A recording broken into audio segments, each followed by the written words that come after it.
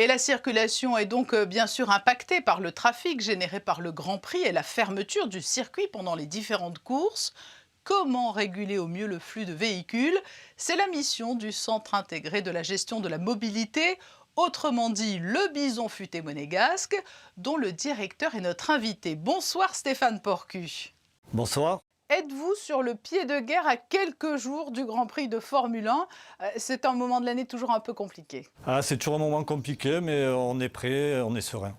Est-ce que le contexte de cette année, avec en toile de fond la Covid-19, va en quelque sorte vous faciliter les choses? Je pense qu'il y aura globalement un peu moins de monde que d'habitude, mais de toute manière, l'équipe est renforcée et on sera prêt à recevoir tout le monde qui viendra sur la principauté. Pour mieux comprendre, lorsque les flux s'intensifient, par exemple à la fin des courses, de quelle manière intervenez-vous pour tenter de fluidifier la circulation? Alors, on a plusieurs schémas de circulation qui sont mis en place. Donc, on réfléchit plusieurs semaines avant le Grand Prix à des schémas de circulation. Donc, c'est le CIGM qui établit les schémas de circulation avec l'aide de la sûreté publique. Et après, le jour du Grand Prix, en fonction des événements, en fonction de la fermeture du circuit, on va modifier tout au long de la journée les schémas de circulation.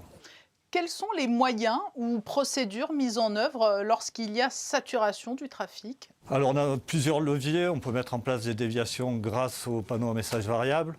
On a des équipes sur le terrain, les équipes de la dovoirie et de la sûreté publique qui peuvent modifier le panneautage sur le terrain. Et on peut aussi inverser le tunnel Albert II si c'est nécessaire à l'heure de l'évacuation.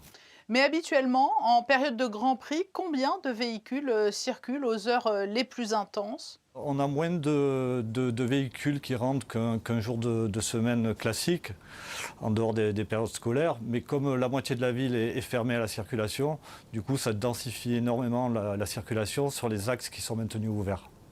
Plus généralement, alors hors Grand Prix, est-ce que l'on est revenu aujourd'hui à un trafic normal d'avant début de crise et d'avant confinement? Alors avant le début de la crise, sur un mois de mai classique, il y a à peu près entre 110 et 112 000 véhicules qui rentrent et sortent de la principauté. Actuellement, on atteint à peine les 100 000 véhicules. Donc on a une baisse de 10% par rapport au début de la crise. Oui, donc l'ordre de comparaison entre la période Covid, le confinement et une période habituelle, il est quoi? Il était du simple au double? Habituellement, en moyenne sur l'année, on est sur une densité d'à peu près 114 000 véhicules. Pendant la période de confinement, on est descendu même un certain jour à 23 000 véhicules qui entrent et sortent de la principauté. Donc ça fait une baisse considérable.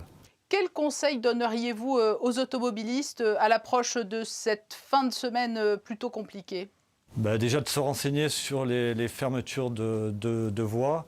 Nous, on va communiquer les fermetures sur l'application Waze, puisque le gouvernement princier a pris un partenariat avec Waze. Donc en temps réel, nous allons indiquer les voies qui seront fermées sur cette application. Et d'ores et déjà, vous pouvez aller sur l'application Waze Even et vous avez les voies qui seront fermées les 4 jours du Grand Prix. Et est-ce qu'il est par exemple raisonnable lorsque le circuit rouvre, en tout cas la zone de circuit rouvre, est-ce qu'il est raisonnable de patienter par exemple pour contribuer à la fluidification du trafic soudain? Disons que le circuit pour le dimanche, il est prévu d'être réouvert à 20h30 de mémoire. Mais jusqu'à 21h30, 22h, la circulation sera compliquée sur tout le secteur du circuit. Et en termes d'effectifs, est-ce que pour vous, cette période correspond à une mobilisation générale? On renforce complètement, on renforce les équipes pour les 4 jours du Grand Prix. Il y a en plus du personnel du service des parkings qui vient au CIGM pour nous indiquer en temps réel les taux de remplissage des parkings et pour pouvoir adapter les schémas de circulation en fonction du remplissage des parkings également. Stéphane Porcu, responsable du Centre intégré de gestion de la mobilité, merci d'avoir répondu à notre invitation. Merci à vous, bonne soirée.